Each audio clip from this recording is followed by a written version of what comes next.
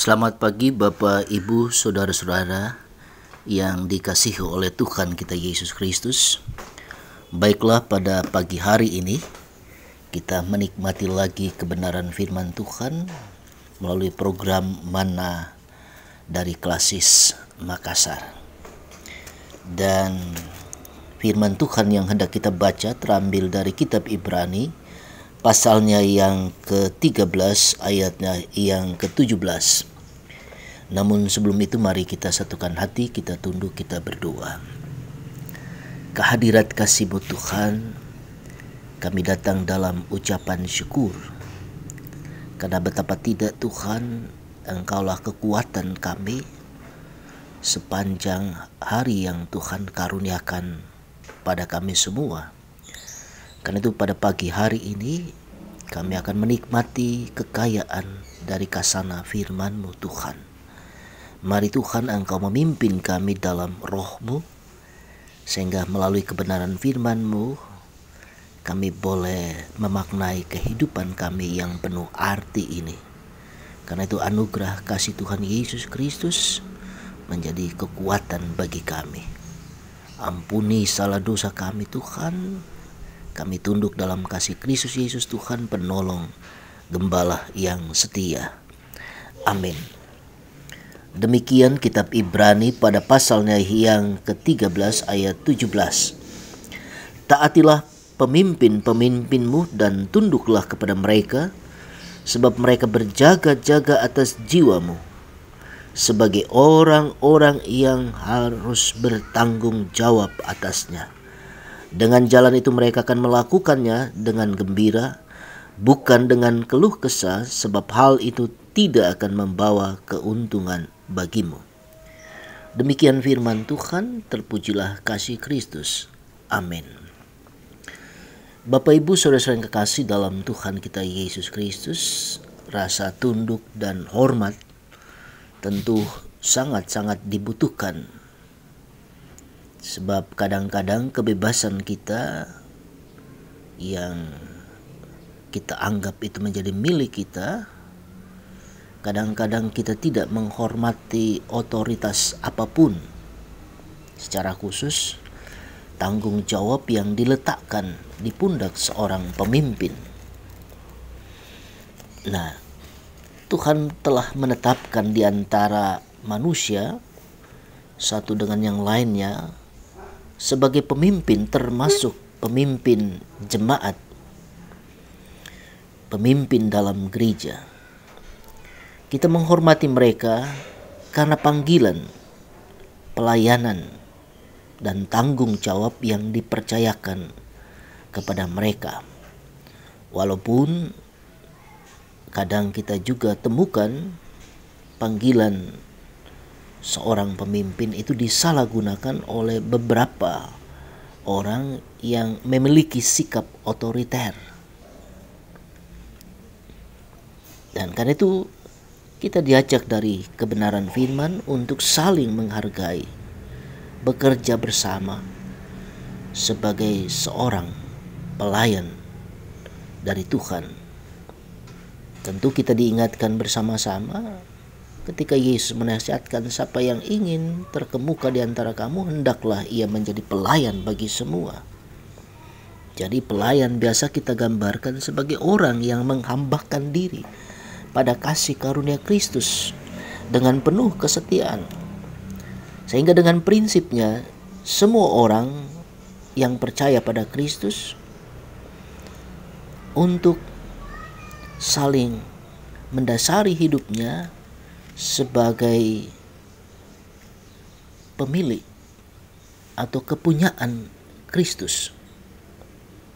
Dengan demikian ada tugasnya yang harus ia kerjakan, yakni berjaga-jaga, tidak lengah, punya sikap kewaspadaan diri dengan orang lain, tidak kendor apalagi putus asa.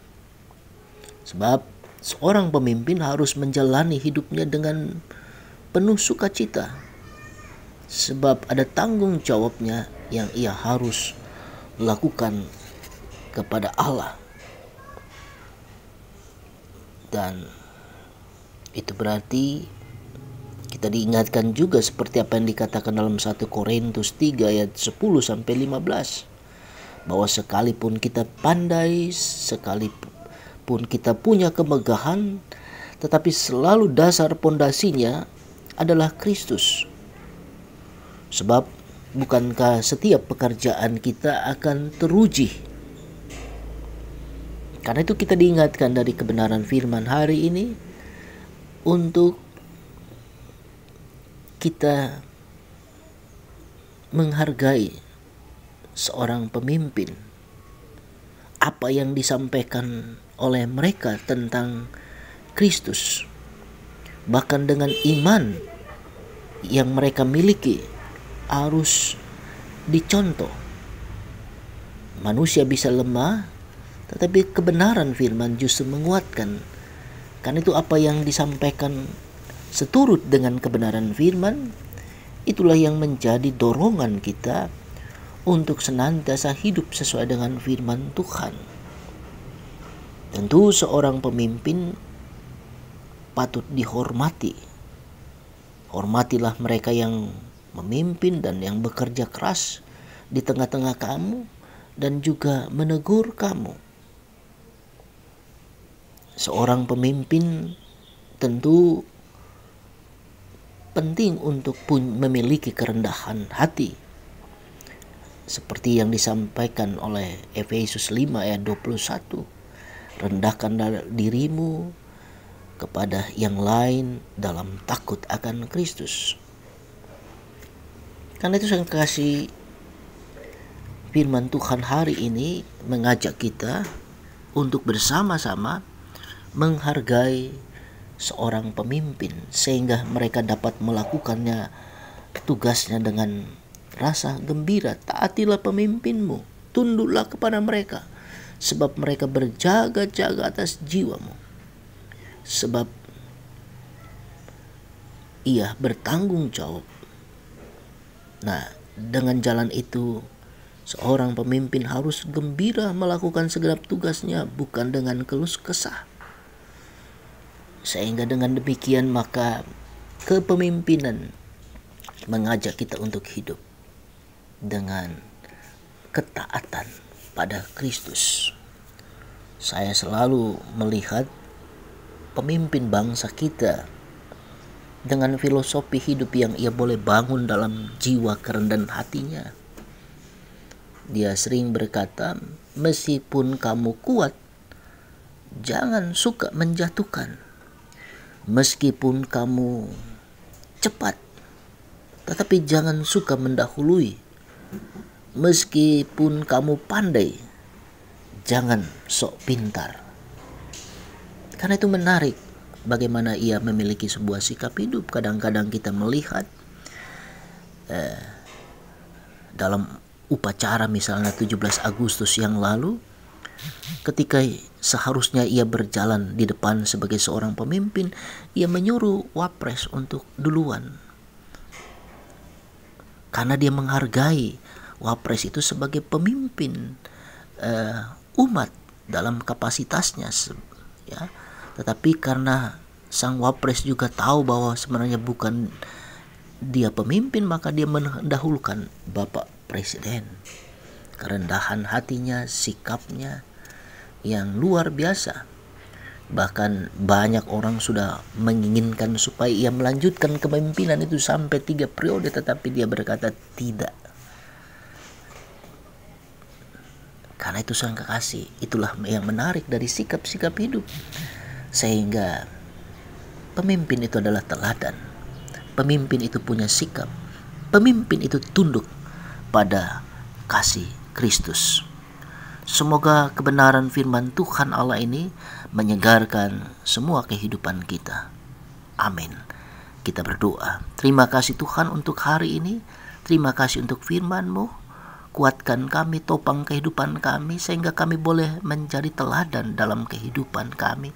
Menjadi pemimpin-pemimpin di tengah berbagai tanggung jawab yang ada di pundak kami, di tengah keluarga, di tengah masyarakat, bahkan di tengah kepelayanan bersama-sama kami.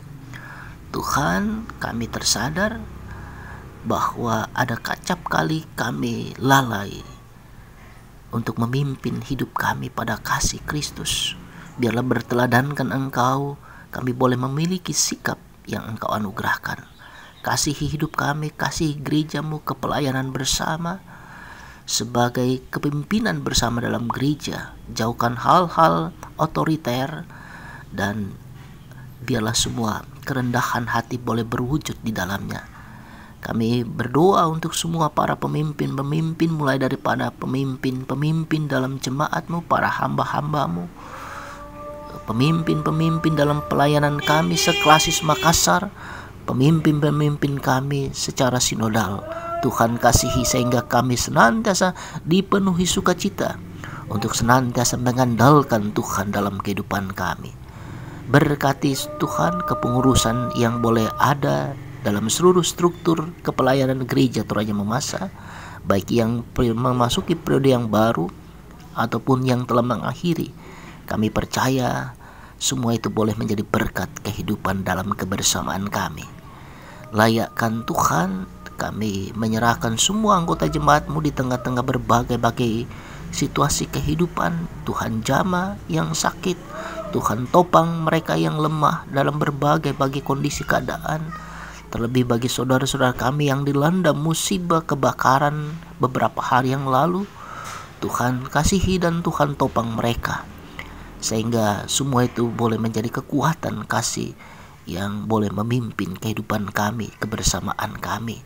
Terima kasih untuk banyak bakti hidup yang boleh dilakukan oleh umat-Mu, jemaat-Mu. Kasihi semua Tuhan, keluarga dan pekerjaan-pekerjaan mereka. Karena itu Tuhan, layakkan kami datang berserah, ampuni salah dosa kami. Kami tunduk dalam kasih Kristus Yesus Tuhan, sumber segala pengasihan dan berkat hidup bagi kami. Terpuji nama Tuhan. Amin. Saudara yang kekasih, demikian hari ini mana Gereja Toraja Mamasa. Tuhan memberkati. Amin.